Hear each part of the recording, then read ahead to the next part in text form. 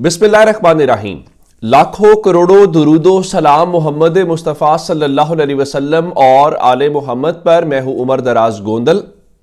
आप जानते हैं कि अमेरिका में एडमिनिस्ट्रेशन तब्दील हो रही है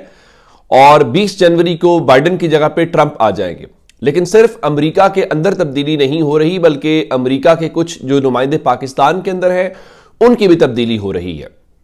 अमेरिका के पाकिस्तान में जो इस्लामाबाद में सफीर हैं डोनाल्ड ब्लोम, वो पाकिस्तान से जा रहे हैं और वो इस बारे में कुछ अलविदाई मुलाकातें कर रहे हैं। और आज अब से थोड़ी देर पहले जो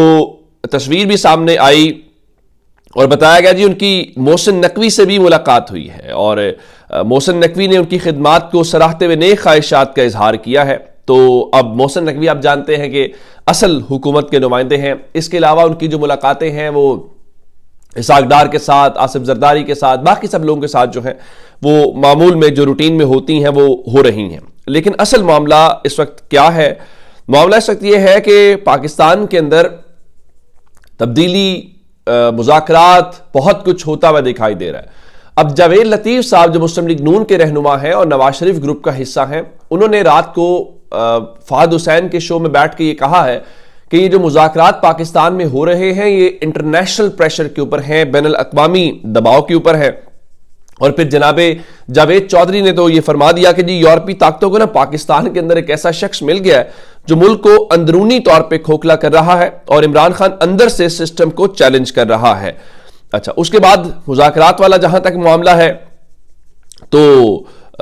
फिर इत्तलात मिली कि इमरान खान ने कल जब ये एक ट्वीट किया और इमरान खान ने कहा कि देखिए जब तक आप उस जुडिशल कमीशन वाले मामले के ऊपर या बाकी चीज़ों के ऊपर आगे नहीं बढ़ते तो फिर हम मुज़ाकरात के हवाले से आगे नहीं बढ़ेंगे। और फिर हुकूमत की तरफ से चूंकि वादा किया गया था हम मुलाकात करवाएंगे कमेटी की, तो वो मुलाकात तो नहीं हो सकी। तो अब इस बारे में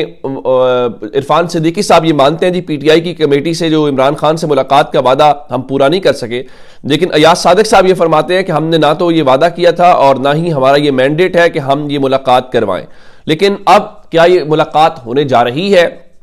तो शेख वकास अकरम का ये बताना है, जो तहरीक इंसाफ के सेक्रेटरी इत्तलात हैं, कि मुज़ाकरात की जो तीसरी नशिस्त है उसके लिए स्पीकर अयाज सादिक और पीटीआई की कमेटी के दरमियान राब्ता हो गया है। तो इसका मतलब है कि तीसरी मुलाकात होने जा रही है और तीसरी मुलाकात में अगर कुछ ब्रेक थ्रू नहीं होता या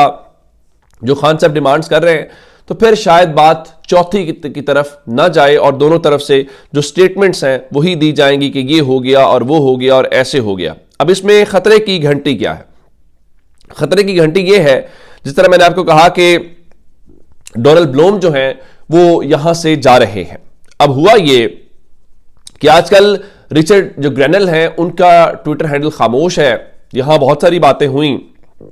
कि क्या वजह है, क्या उनका पाकिस्तान के हवाले से चीजें खत्म होगी। और मैंने आपको कल बताया था कि एलॉन मस्क ने कल एक मामला है, उस मामले के ऊपर पाकिस्तान की एड बंद करने के हवाले से एक एमपी ने लिखा, तो एलॉन मस्क ने उसको कहा एब्सोल्युटली कि बिल्कुल बंद होनी चाहिए। तो मामला ठीक है नहीं इस हवाले से लेके। अब ग्रेनल खामोश है तो पता ये चला कि जो ट्रंप की चीफ ऑफ स्टाफ है उन्होंने जो नॉमिनेटेड उनकी कैबिनेट है उनको एक कहा था कि आप जब तक आपकी अप्रूवल नहीं हो जाता नॉमिनेशन का सेनेट से तो आप तब तक जो है उस बारे में कुछ सोशल मीडिया के हवाले से अवॉइड करें। अब मोहम्मद मालिक साहब जो पाकिस्तान के एंकर हैं उन्होंने रात को ये दावा किया है कि उन्होंने कहा कि पाकिस्तान में अमेरिका के बहुत जो सीनियर सफारतकार हैं, तो फिर उन्होंने इशारा भी दे दिया जो चंद दिनों में यहां नहीं होंगे तो इसका मतलब ज़ाहिर है अमेरिकी सफीर डोनाल्ड ब्लोम ही हैं। तो इस बारे में उन्होंने कहा कि उनसे मैंने ये पूछा कि क्या जो रिचर्ड ग्रेनल हैं उनको हम सीरियस ले, तो उनके मुताबिक उनको अमेरिकी सफीर डोनाल्ड ब्लोम ने हंस के कहा कि बिल्कुल ले। उन्होंने कहा क्यों? उनका उसकी वजह यह है कि वो ट्रंप के जो छोटे बेटे हैं उनके वो करीबी दोस्त हैं और वो सिस्टम के पुराने आदमी हैं। तो इस हवाले से उनके कहने का मतलब ये था कि फिर जो रिचर्ड ग्रेनल बातें कर रहे हैं इससे एज्यूम ये किया जाता है कि इसको अमरीकी इंतजामिया से अलग करके ना देखा जाए। इसको ये ना देखा जाए कि डोनाल्ड ब्लोम की जाती राय, ये रिचर्ड ग्रेनल की जाती राय है, तो ये उस तरीके से है। और इसका मतलब ये हुआ कि उनके मुताबिक जब अमेरिका का सफीर इस्लामाबाद में बैठ के ज़ाहिर जर्नलिस्ट से बात कर रहा है और वो कह रहा है कि उसको सीरियस लें اور پھر آپ کے جاوید لطیف صاحب بھی یہ فرمائیں کہ جناب دیکھیے ہم بیرونی دباؤ کے اوپر مذاکرات کر رہے ہیں، اور پھر صورتحال یہ ہے کہ رات کو حامد میر صاحب یہ کہہ رہے ہیں کہ یہ جو موجودہ مذاکراتی عمل ہے اس میں آپ نواز شریف کی بات کرتے ہیں کہ چلے نواز شریف تو مسلم لیگ نون کے صدر ہیں اور شہباز شریف کے پاس وزارت عظمیٰ ہے اس وقت، اور ان کے مطابق جو شہباز شریف ہیں ان کو عمران خان سے ان کو بھی اعتماد میں نہیں لیا جا رہا۔ ایون انہوں نے کہا کہ جب یہ 26 نومبر کے آس پاس چیزیں ہو رہی تھیں تو اس دوران ہوا کیا کہ کچھ رابطے ہوئے محسن نقوی کے، اور جب رابطے ہوئے تو انہوں نے پرائم منسٹر آفس سے لائن نہیں لی بلکہ انہوں نے کہیں اور سے لائن لی۔ اب آپ کو بھی پتا ہے کہ محسن نقوی کن کے نمائندے ہیں تو انہوں نے کہاں پہ لائن لی ہوگی۔ اب رات کو حامد میر صاحب نے آن دی ریکارڈ یہ کہا ہے کہ حکومت بنیادی طور پہ عمران خان سے NRO مانگ رہی ہے۔ ان کا بتانا یہ ہے کہ آپ حکومت کی ادائیں اور ناز نخرے دے کر خواہش کا اندازہ لگا لیں کہ حکومت کہہ رہی ہے کہ ہم عمران خان کو بہت کچھ دینے کے لیے تیار ہیں، لیکن آپ بھی تو کچھ دیں نا، یعنی کچھ تو آپ بھی کمپرومائز کریں نا۔ تو اب ان کے مطابق یہ بنیادی طور پہ حکومت جو ہے وہ عمران خان کو کچھ دے نہیں رہی بلکہ عمران خان سے مانگ رہی ہے، اور ان کے مطابق گورنمنٹ کے اندر وسوسہ اور پریشانی یہ ہے کہ دیکھیں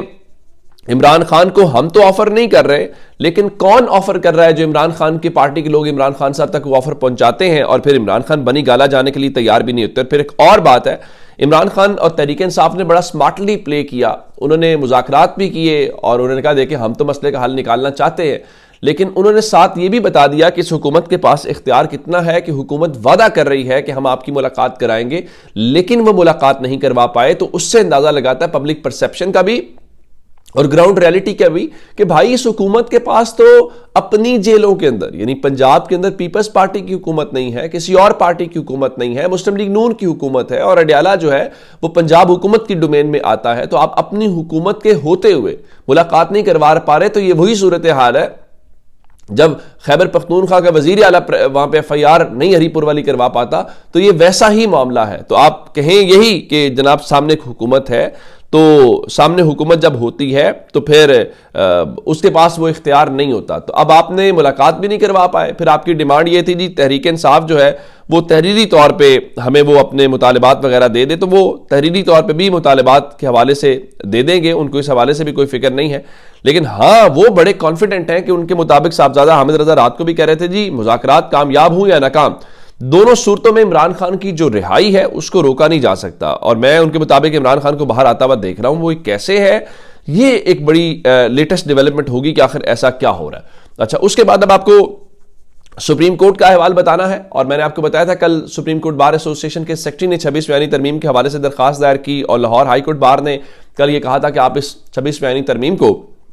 جو ہے وہ لائیو دکھائیں تاکہ لوگوں کو پتا چلے۔ آج لاہور ہائی کورٹ نے ایک اور جو ہے وہ آئینی درخواست 26 بیانی ترمیم کو لے کے دائر کی ہے، اور اس میں انہوں نے کہا ہے کہ فل کورٹ تشکیل دی جائے، اور انہوں نے کہا ہے کہ جو فل کورٹ تشکیل دینے کا معاملہ ہے وہ جوڈیشل کمیشن کو بھیجا جائے، اور جو 26ویں ترمیم سننے کے لیے تمام ججز پر مشتمل جو آئینی بینچ ہے وہ بنایا جائے۔ یعنی ان کے کہنے کا مطلب یہ ہے کہ اگر آپ نے آئینی بینچ کے سامنے بھی لگانا ہے تو پھر پوری سپریم کورٹ کو آئینی بینچ میں تبدیل کر دیں، اور اس طرح سے یہ کیس سنا جا سکتا ہے۔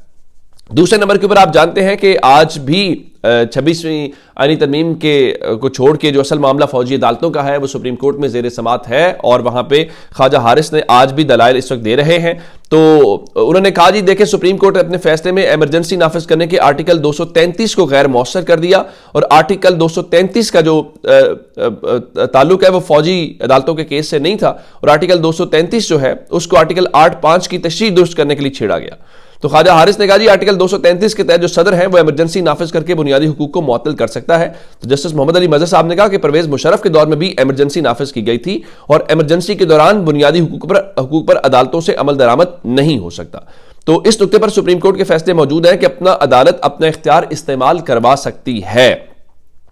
تو امین الدین خان نے کہا کہ بنیادی حقوق کا عدالتوں میں دفاع ہو سکتا ہے، صرف عملداری معطل جو ہے وہ ہوتی ہے۔ تو پھر اصل سوال آیا ان کا جی جو موجودہ کیس میں ملزمان کو فوجی تحویل میں لیا گیا ہے، تو جناب مسرت ہلالی صاحبہ نے کہا اس وقت تو ایمرجنسی بھی نافذ نہیں تھی، اگر یہ بھی کہیں کہ اس وقت بنیادی انسانی حقوق معطل ہوتے ہیں، اور اس وقت بنیادی انسانی حقوق معطل بھی نہیں ہوتے، تو یہ بڑا ایک امپورٹنٹ سوال عدالت کی جانب سے اس معاملے میں اٹھایا گیا۔ اور پھر ایک بڑا بنیادی سا سوال بار بار عدالتیں اٹھا رہی تھی، اور جسٹس محمد علی مظہر اور جسٹس جمال خان مندوخیل نے کہا کہ آپ یہ بتائیے کہ آخر ایسا کون سا ایویڈنس تھا آپ کے پاس یا ایسے کون سے شواہد ہیں جو آپ سمجھتے ہیں کہ وہ انسدادی دہشت گردی عدالتوں میں تو ان لوگوں کے خلاف پیش نہیں ہو سکتے لیکن فوجی عدالتوں میں پیش کیا جا سکتا ہے. ان کا جب ایف آئی آر ایک ہوتی ہے تو آپ یہ کیسے طے کر لیتے ہیں کہ اس کو فوجی عدالت میں جانا ہے اور اس کو جو ہے وہ ہم نے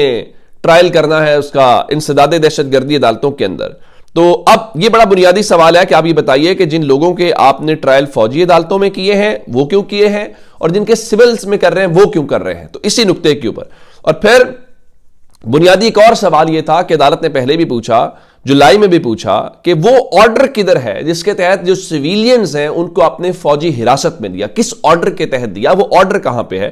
اس کا جواب آج بھی خواجہ حارث نہیں دے پا رہے تھے اور کہہ رہے تھے کہ ہم آگے چل کے جواب دیں گے, لیکن پھر مندوخیل صاحب نے ان کو کہا کہ آپ کے دلائل بہت اچھے ہیں لیکن میں اس کے اوپر جو ہے وہ بالکل بھی متاثر نہیں ہوا. اچھا, اس میں ایک اور جو بڑی امپورٹنٹ بات ہے, آج بھی عدالتیں 9 مئی کی ایف آئی آرز مانگ رہی ہیں. یعنی آپ روزانہ یہاں سنتے ہیں نا کہ 9 مئی کے اوپر, تو آج نعیم اختر افغان نے کہا کہ خواجہ صاحب ان تمام 9 مئی مقدمات کی ایف آئی آرز تو ہمیں دے دیں. پھر مسرت ہلالی صاحبہ نے کہا ایف آئی آرز تو ہیں لیکن بہت سارے سکم موجود ہیں اور ضمنی میں لوگوں میں ڈالا گیا ہے.